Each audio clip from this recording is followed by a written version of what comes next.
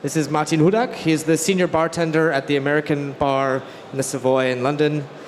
He's also twice placed second in the World Coffee and Good Spirits Championship, which is quite an impressive feat. And he's going to talk to us today a bit about kind of rethinking how to use coffee as an ingredient behind the bar. So let's give him a big round of applause. Thank you, Corey. Okay, hello everyone. I'm very pleased and very happy to see so many old friends and new faces as well. I didn't expect such a big audience, so first thing, yes, we're gonna serve some drinks. It's not about that I'm not generous or I don't want to share with you something, but we have only a few samples, so remember, as soon as you will have a drink in your hand, sharing is not scaring, it's more caring. So care about your brothers and sisters in this room and share little samples which we bring it for you, okay? First of all, thank you very much, Corey, for inviting me here in Barcon in Berlin. I came here first time 5 years ago as a small bartender with a book in my head. I'm still small, I still have a book in my hand, but I'm very happy to be here after 5 years. But on the other side, and I have a speech in front of you guys. It means a lot to me. And Corey said a few things about me. I'm going to introduce myself as well. So I'm a Martin. Currently, I'm working at the American Bar at the Savoy. It's exactly 1 year, 10 months, and 1 day when I'm shaking cocktails with a white jacket. But all of us has some stories, something what happened before when we are right now. Maybe you are right now the best brand ambassadors in Europe. Maybe you are right now bar managers. But 5 years ago, maybe all of you polished the trays, cleaned the glasses. Maybe you work in a bank. Maybe you were a superstar and supermodel. So some of us has stories which are quite unique and very good to tell. And I want to tell you a story about me. As you can see, my topic is around the world with coffee cocktails. Why coffee, why cocktails, and why around the world?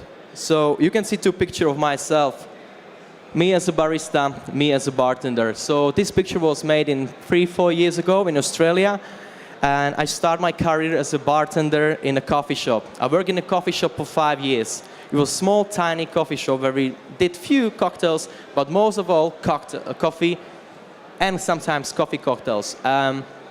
So I started my career 5 years ago back home in Slovakia, or more known as Czechoslovakia, making coffee.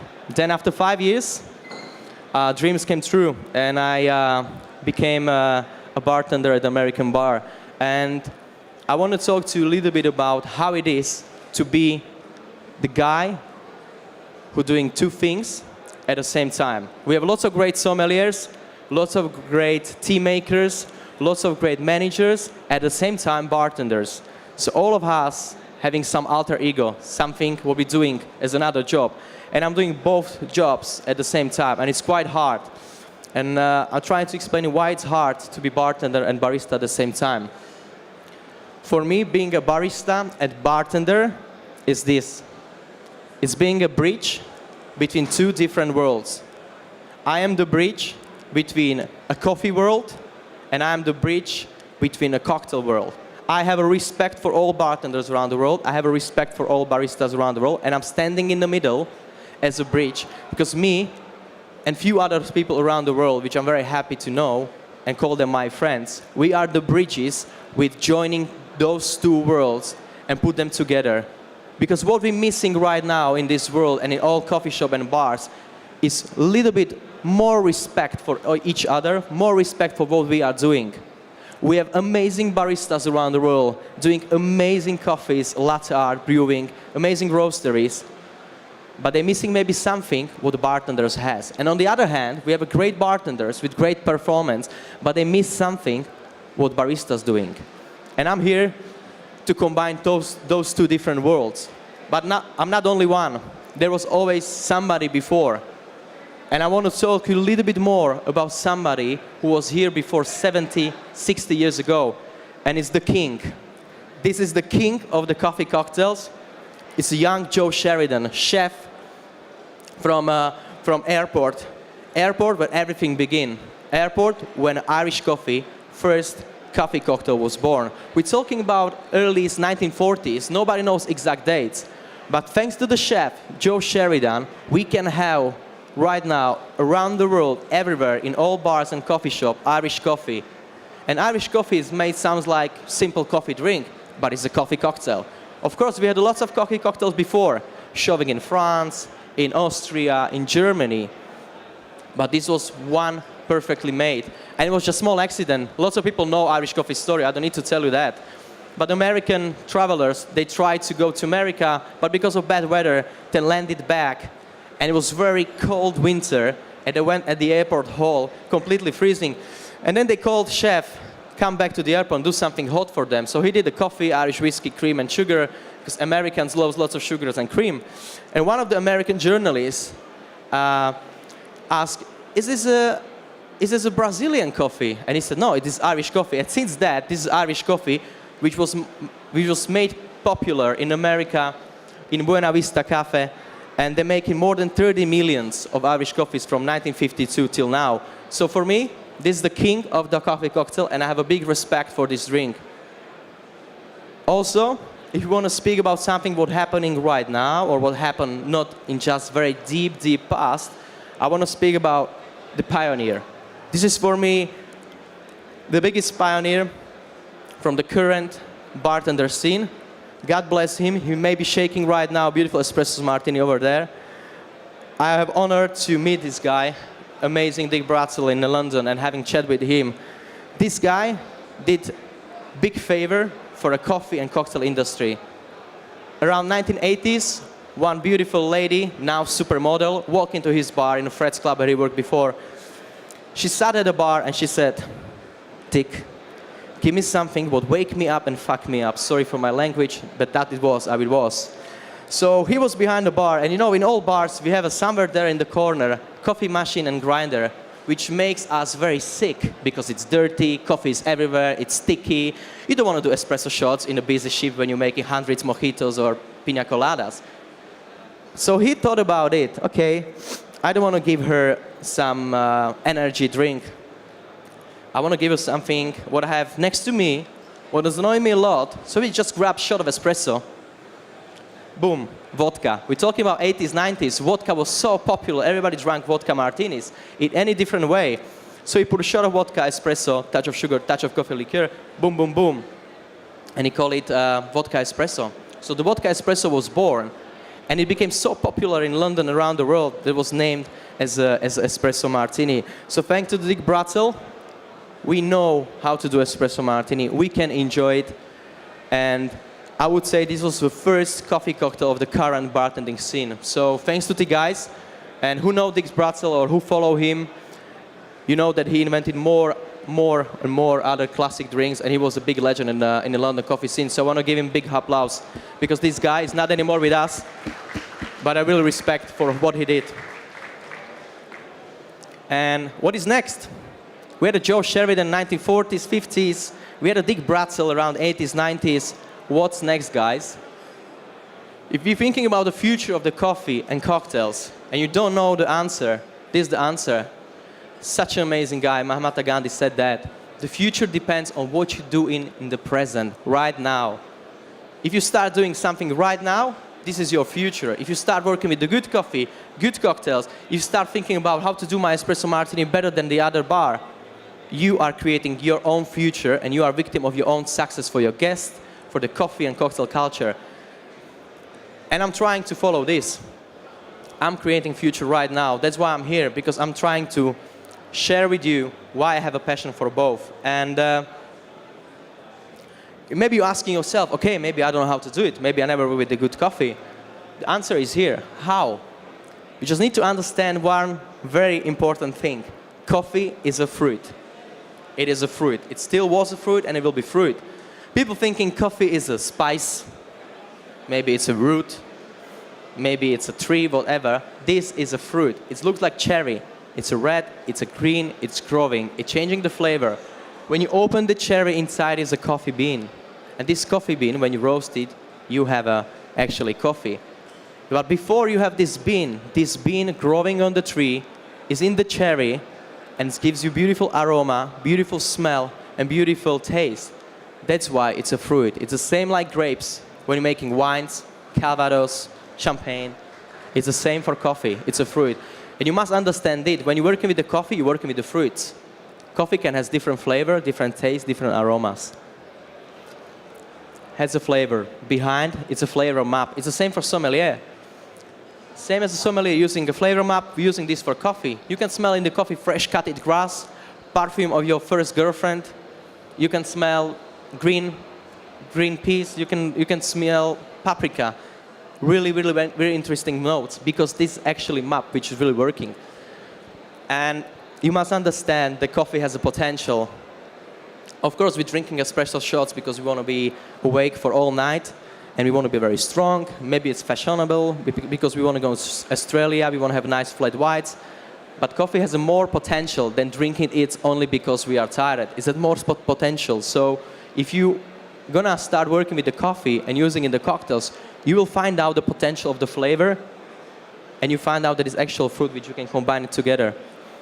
The coffee don't need to be only modifier. So if you know the classic recipe, we have a base, modifier, etc., etc., etc. Coffee can be base as well. You don't need to overpowerful coffee with some very heavy aged brandy or whiskey. You can nice fine balance between base and modifier. So coffee don't need to be only small part of your drink. Coffee can be the king or the pioneer of your cocktail. And the last thing, respect the bean. And it's very important to respect what you have in your hands. It might look like a bag of coffee which you bought for 15 euro, but behind this bean is such a hard work of the farmers and family somewhere there in Brazil, in Ethiopia. They are not poor because of the coffee. They are poor because they're living in those countries. The coffee is not the reason for poorness of those people.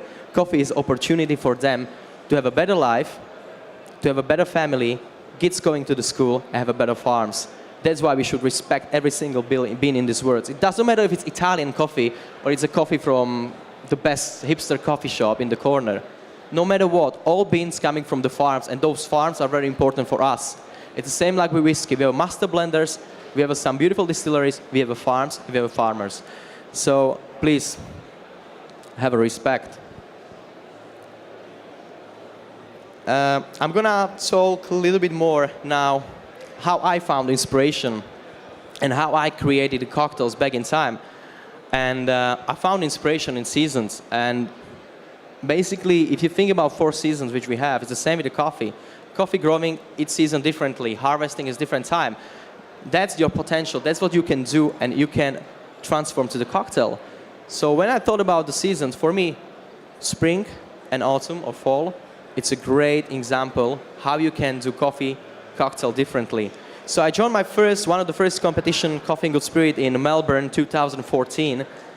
And I brought this idea of creating 2 cocktails, autumn and spring. This one was inspired by spring. You can see the bucket with the grass and a small snifter glass. So basically the judges pick up the glass from the ground and they took it as a flower. So you have a small interaction with your guests or with your judges that they literally picking up the flower from the ground and then they're going to smell it. What was inside? 2 beautiful shots of espresso coming from Ethiopia. Most of the coffee coming from Ethiopia are quite citrusy, floral. You can find lots of notes which give you rose flavors, elderflower, jasmine notes. So what I did when I thought about this coffee, I did 2 beautiful shots, cooled them down, and then I used a Saint Germain liqueur, so elderflower liqueur. I used some orange liqueur as well. Then I used some homemade bitter syrup made from the bitter skin of oranges. So you have lots of floral and citrusy notes. When I shook it and I tasted it, I said, okay, yeah, it's nice, but it's not enough. I'm going to Australia. I'm going to a different market. My guests, my judges will be different. What I'm missing? And back in time was very big boom of beer tails. Bartenders use lots of beers in the cocktails. So I said, why I cannot use a coffee, spirit, and beer at the same time? So what I did, I shake the drink, put them in a glass, and I top up with a beer. I use a dark stout beer, so I top up with darker beer. And basically, when you taste this coffee cocktail, it has citrusy notes, floral notes, and lots of creaminess and fizziness. Very refreshing, reminds you spring. This is me when I'm pouring. All those beautiful people, they compete with me.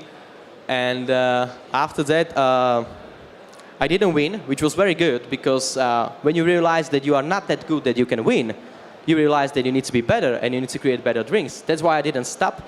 And 2 years after, I went to Shanghai, which was actually this March. And I took another inspiration. Not just seasonality, but I took inspiration from the place. All of us are born in different places, different homelands. We have different weather, different culture in Germany, London, Slovakia, or China. And that's when I thought about my cocktails. Let's show the judges drinks inspired where are you right now. Let's take them on a journey. So what I did, I took inspiration from my homeland, and I took inspiration from tropical or hot country. So this was my menu, and this is my home, Slovakia. So first drink, if you imagine you are in Slovakia, quite similar weather like Germany. Very cold, rainy, absolutely chilling outside. And I explained to the judges, imagine you are outside, lost in the forest, and it's super cold. What you want? You want a hot drink, not cold. That's why my first drink was hot. And when you are in the forest, in the wild nature, what you smell, what you can taste.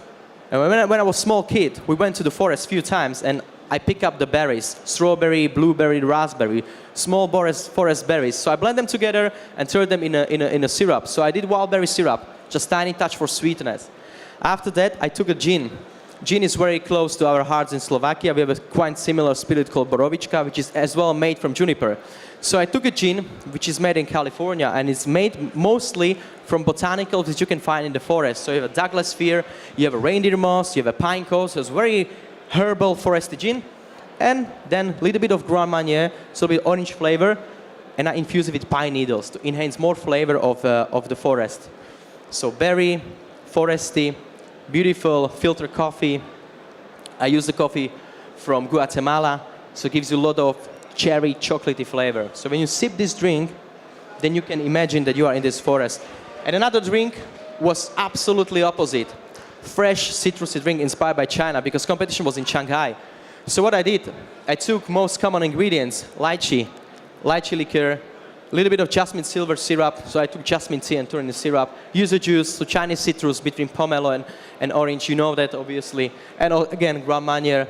Espresso from Rwanda, very citrusy floral. I shake it up, and that's what I serve. So the first forest drink was served in wooden simple bowls on the moss, pine cones, with lots of aroma of the forest. And the second one was more, I would say, advanced, serving a glass-coated, gold glass-coated glasses with some ice and flowers. Very cold, showcase the difference between those two drinks. I can ask Corey now, come on the stage, he's gonna help me pour those drinks for you. So this drink will be next. I'm gonna explain you why, but by the time you can pour a little bit of this coffee tonic like this in each glass. And he's gonna give you around the room, because now I'm gonna talk about not competition, but everyday life. Maybe you're thinking, yeah, Martin coming from American bar, from the Savoy, super classic bar, long history. How the hell can they do coffee cocktails? How they can do coffee there? Everybody drinking martini. But it's not that. American bar is ready to show the world the new era of the coffee, new era of coffee cocktails, and I'm very happy that I can be part of this. And that's why we have an American bar, new menu, the cocktails inspired by stories.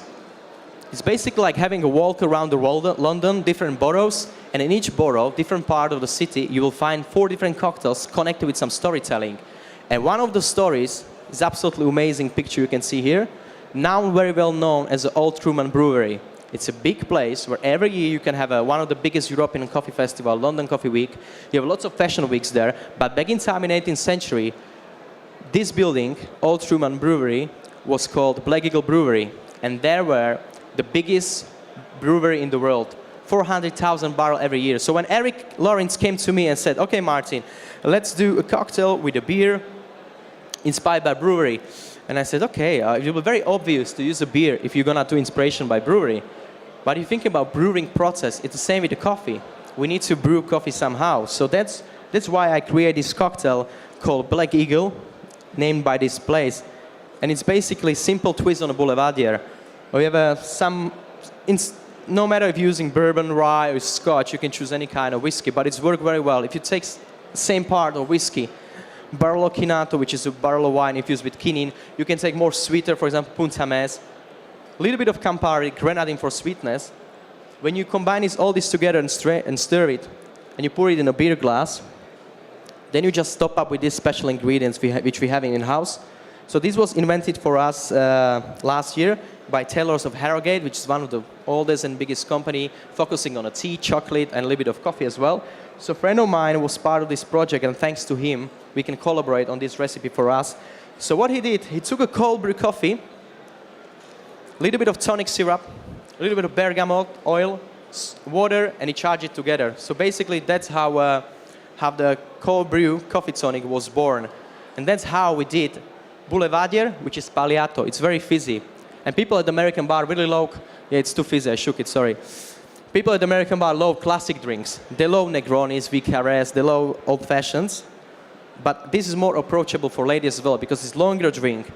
If you look how it looks like, the glass is dusted with the charcoal dust. So when you're thinking about brewery or barrel age process, they are toasted from inside. So that's why I put a little bit of edible charcoal dust on the side of the glass. And that's how this cocktail was born. So we have a few samples for you. We're gonna around. We're gonna give you to try. Of course, it's different when you have it full. So Corey, if I can ask you to give the guest. And I put a little bit in the cups. And I forgot the one thing from the start. If you have any questions right now, just stop and ask me, okay? I'm here for you right now. I'm gonna put a little bit of this coffee tonic inside. If you wanna try something afterwards, I'm here for you, okay?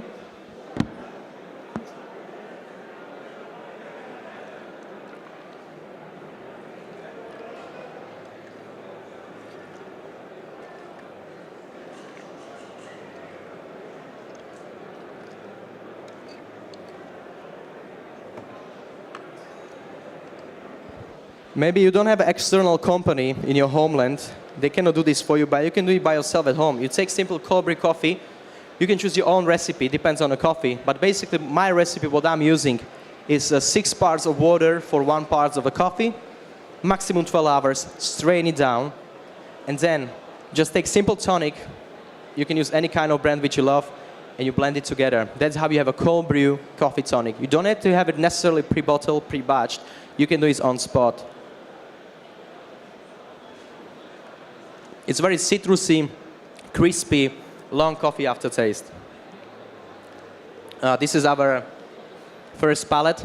So we got 600 bottles. What happened after that? Taylors of Harrogate said, guys, it's so hard to do this for you, so we need to stop production. So basically now we're gonna work on our own cold brew coffee tonic. So we're going to the roastery as the American bar. We're going to the roastery, develop our own roasting profile. We're gonna blend it together, and we're gonna have our own bottles. And it's something. Whoever been in an American bar, you know, guys, this is for me a special thing which I'm giving to all the time because for me this is champagne for hipsters. You can have a normal champagne if you want to be posh, or you can have a champagne for hipsters, which is made from coffee. It's fizzy, it's delicate. So that's what we want to do at the Savoy, and that's what we're really doing. So those 600 bottles are almost gone. Now we're working on a new batch. So when you come next time to American bar, you will have Black Eagle, maybe a little bit different, or you'll have a new coffee cocktail with the new coffee tonic. And I gave you this sample. We'll have a last one in the end. I'm going to share with you. But in between, I don't want to keep you here too long. This show is so amazing, so many things to see and do. And I just want to make one point, that right now it's your time. And it's your time to work with the coffee in different ways. And how? I give you small help. I'm here for you right now on this stage, but I'm here for you after the show as well. Those few things which you can see here can help you. You can use coffee as a specialty espresso, so head down for Italian espressos. They were the first in the world. They introduced espresso to the audience. They were the first who created espresso machine. So I have a respect for Italian espresso. People asking me, what do you think about Illy? Hi guys from Termini. What do you think about Illy? What do you think about Lavazza? It's the same like with the classic cocktail. Somebody comes to American bar and ask, this is a Savoy cocktail book. What do you think about, I don't know, Martinez? What do you think about Corpse Reviver, Hanky Panky? Of course, we have a respect for them because they were the first and they are the classic. But now we're living in a different era. And now we need to change the classic drinks on a purpose which suits to our guest. We need to change it slightly for our audience which we have right now. It's the same with Italian espresso. I love it. It was the base, it was the classic, but now we can change it a little bit and modify for our audience which we have right now. That's why we can choose specialty espresso. We can go to the farmer, we can see the farms, we can choose coffee by the flavor, not just by because it's made or roasted in Berlin or Milan. Then you can use the cold brew. Super simple recipe, as I said. And it's so affordable. It's so good for your bar. When you think about the cold brew, using 60 grams of coffee for 800 ml of water. So we have almost 1 liter of cold brew coffee from 60 grams. If you buy a kilo of coffee for 15 euro or pounds, from 1 kilo, you can make 10 liters. If you sold 2 deciliters, 200 ml for like 2 pounds, you already earned maybe 7 times more than your coffee bag. So if you do this, you're giving money to your bar because you're returning faster cash flow than espresso. When you do espresso, you need to do maybe 10 espressos if you want to return the money for your coffee bag. But if you do cold brew, you just need to solve maybe 4 cold brews on ice or 2 cocktails with a cold brew, and you have a bag straight away. And another 8 liters is what you're earning, what you have in your pocket. So think about the cold brew. And as well, it's so easy to make. Not everyone has a coffee machine at the bar because it's quite expensive to care about and to have it. Do cold brew, buy the coffee bag, grind it, leave it in the water. It's the same like infusion which you're making for cocktails, syrups, liqueurs. It's super easy to do. Cold brew tonic, as I said, you have a base, play with this. Use the tonic water, use the ginger beer, blend it together. Nitrogen coffee. Behind this wall, Corey has a beautiful brand and they have a coffee on top. So if it's nitro coffee, it's so creamy, smoothie, it stays like Guinness, you have a beautiful lava effect. Coffee cordial, we're playing right now at the Savoy with coffee cordial, me and my colleague. So basically I brought the cold brew to the Savoy and he said, I want something what is more full body, citrusy and sweet at the same time. So he put it on a pan, he reduced the cold brew coffee, he put a little bit of citric acid, sugar, some citruses, and it turned into coffee cordial. So imagine beautiful gimlet, coffee gimlet, gin, cordial, stir it down, simple as that. Coffee infusion, we have 2 cocktails on the menu. Apparently Eric Lawrence created 1 cocktail for our new menu, and he's using AeroPress. Who knows what is AeroPress? It's super cool coffee machine which you can take it on the way. So it's a plastic injection which you just pressure, with the pressure you create a coffee. So what Eric did, he took whiskey, some wine, some sugars, put them in AeroPress, put the coffee and press it down. He created infusion within 15 seconds. So we're using AeroPress as well at the American bar. Cascara tea, as I mentioned before, coffee is a fruit. So you have a bean which is a coffee. What you do with the rest is not a waste. Sustainability. You can use those cherries, you can dry them and you can ask for them, you can buy them, and the name is Cascara tea. It's so beautiful. It's between jasmine, cherry and Earl Grey tea together. So you just brew the beautiful Cascara tea from coffee cherry. It has some tannins, it has some caffeine, some beautiful flavor. You can charge it and you have fizzy Cascara tea. And then you can use real coffee liqueur. So like this, for example, invented in Australia. Everybody knows that Australia has one of the best baristas in the world. That's why they beat me in 2014 and I didn't win.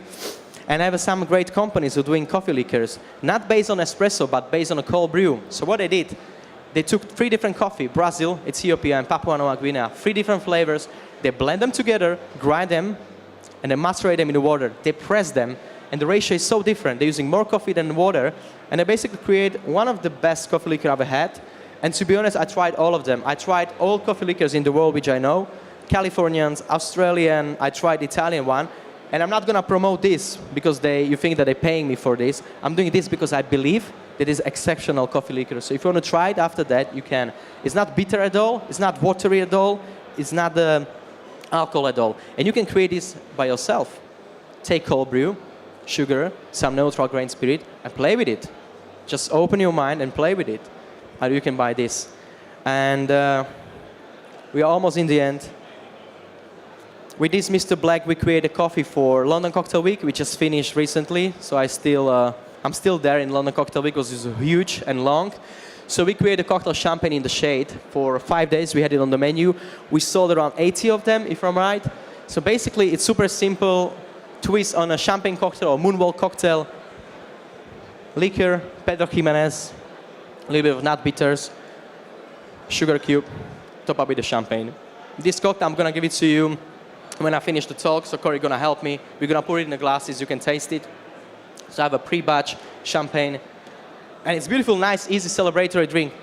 Coffee, it can taste like fruit. It can taste like walnuts, chocolate, and that's everything what I put inside. Coffee, a little bit of cherry chocolatey notes, a little bit of nuttiness, sugar, champagne. Champagne, beautiful wine acidity, sparkle touch. This is a champagne in the shade, super easy to make. And I attend lots of seminars, I attend lots of talks from this side, so I sat down, and I'm so sad about myself that I never asked. I was so humbled, sitting down on the chair, and like, shall I ask Alex Kratena how we're doing this, or shall I ask Ben Bellmans about this? No, I'm not gonna ask because I'm shy. And now, I figure out that I was so stupid about that, because if I asked 3 years, 4 years ago, my knowledge will be different. And I'm here to share my knowledge. They are not that big, they are still little comparing to the rest of the world, but there is no stupid question in this room. There are only stupid people if they are afraid to ask. So don't be this part of the people, be clever, be yourself, and if you have any question, I'm here for you. We're gonna give you a mic over there, and you can ask, okay? If I don't have an answer, I don't have a problem with that if I don't have an answer, because I'm still learning. If I have an answer, I'm more than happy to share it with you. So I give you a little bit, 5-10 minutes for questions. If you don't have a questions, there is a small thank you for you and for Balcom in Berlin. If you are too shy to come to me right now or after, those are my details. Drop a message. If I can, I help you. One big thank you for you, and then we can do questions. Thank you. All right. Thank you very much, Martin. Let's get some questions. What do you think in espresso martini? Use a hot, fresh coffee, or you let it cool down and... Very good question. So if you work in a high volume bar, you think about espresso martini. So the first thing, I'm do pre-batch. So I do like 10 shots of espresso, put them in the fridge, and on the service I just put down and shake it. We tried, it's not working. Basically, when you do fresh espresso, you have a nice rich foam on top. The creaminess and viscosity of coffee is so high and it's so rich that when you shake your espresso martini, you have a beautiful foam and beautiful lava effect which is going down. When you're doing with a cold espresso, you have a tiny, tiny foam. Yes, it's good. The taste is quite similar, but visual appeal is not the same. But very good question. We test it.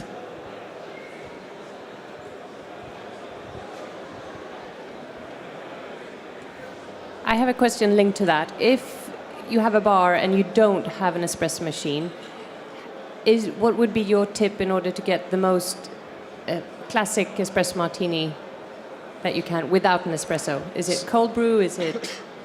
So if you don't have espresso martini, I would go for a cold brew coffee, which is huge amount of coffee, less amount of water. So trying to make as much concentrated coffee as you can.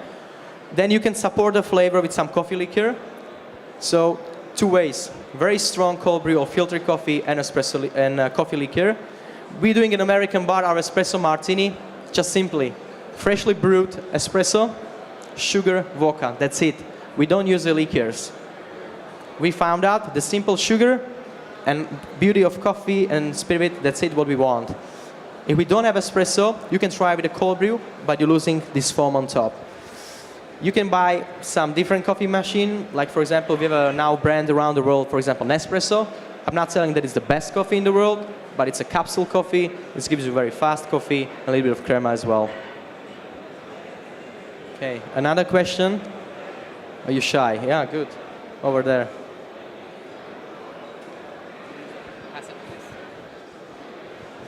So, I wanted to ask you were talking before about how different origins have different flavors in the final product. So coffee from a certain region will have a different flavor compared to others. And how much influence do you think this has in the final drink? Oh yeah, when you think about the coffee from Brazil, okay, the Brazil is a massive producer of coffee, one of the biggest in the world. So they're producing coffee in a big amounts. I'm not saying that they don't care about the beans, but they're doing massive amount of the beans. So usually the biggest roaster in the world, let's say Illy, they're using Brazilian coffee. They roast it in a profile which is a little bit darker. That means that coffee will have lots of chocolatey, nutty, caramel flavor. If you're using coffee from smaller country and you roast it in a smaller roastery when they have a time for those beans, they're using a little bit lighter coffee profile. That means that the flavor of the coffee is more developed and can give you a little bit of citrusy, fresh, floral notes. Origin, it's very, very important. You don't have the same wine from Australia and Napa Valley and for example, from Italy, because grapes around the world are growing differently, they taste differently. Soil is very important, humidity as well. And the last thing, how roaster finish your coffee. You can have the best coffee in the world from the best farm, but if you give this coffee to the roaster, which you're gonna burn it, but not give you potential, it's a shame. So yeah, origin is very important. It's the same like with whiskey. You're using whiskey because of origin, because of the place, because you believe that it's a taste which you like. So yeah, it's the same like with spirits and wine. We have a story here, madam. And we are about maybe to finish questions and answers, and then we have a few drinks for you. Okay, I'm Ahari. Hi. Customers in my bar really prefer the White Russian, but I think it's quite common, quite usually. Do you have any trick or maybe a hint how to make this very classic cocktail a bit more interesting? Yeah, good question. I did once White Russian. So basically, instead of coffee liquor, I used a little bit of dark beer. So I took a stout, vodka, and touch of sugar, and cream on top as always. So you don't need to necessarily use coffee because sometimes you can find the nuances and the flavors of the coffee in the different spirits. So you can have, for example, beer. So it was slightly fizzy White Russian, and I really enjoyed it. And espresso martini is super easy. You have a sugar, you have a coffee, you have a vodka, so you can infuse it in the different ways as you want. I'm trying sometimes doing Irish coffee, which is not hot. So cold brew coffee, cold whiskey, cold sugar, cold cream, freeze the glass. So if you're thinking about Irish coffee, yeah, it's a hot drink, but you can change the temperature and you change all flavor. And if you're thinking about twisting the classic, it's very good because your guests know what they're ordering. They know what is White Russian. They know what is espresso martini. So this is a safe way for the bartenders how to start doing your own coffee cocktails. So I will recommend take first step classics and twist them slowly. And then when your guests are happy with that, do something wow. Okay? Yeah, maybe last question, and then we're gonna pour some drinks for you. Hello. How would you make a simple coffee cordial? Just a simple one. Okay. So basically, you need some cold brew coffee. I don't recommend espresso. You have a lot of foam in there and viscosity, which doesn't give you nice appeal in the coffee cordial. And so cold brew coffee or filter coffee, try to reduce it on the pan. So remove the water, bring more aromas inside. So reduce it, and then. Put sugar, dilute sugar, let cool it down, and a little bit of citric acid. Or you can do oleoyl saccharum, all bartenders know what it is, so just muddle the peels from grapefruit, lemons, and oranges with the sugar, leave it down, leave it macerate, get essential oils, and put it in a cold brew coffee with a touch of citric acid as well. I can give you exact recipe after that. I write it down, but basically I'm using ratio of the coffee with the sugar on the same level, and a little bit of citric acid, but it's more about the origin as well. If you take coffee from Brazil, it's more bitter, chocolatey caramel. So you have a cordial, which is more massive and tastes like cake. If you take coffee from Ethiopia, you have a cordial, which is very citrusy, floral, different, okay? So choose different coffee, citric acid, sugar, simple as that. All right, thank you very much, Martin. Let's give him another round of applause. Thank you very much.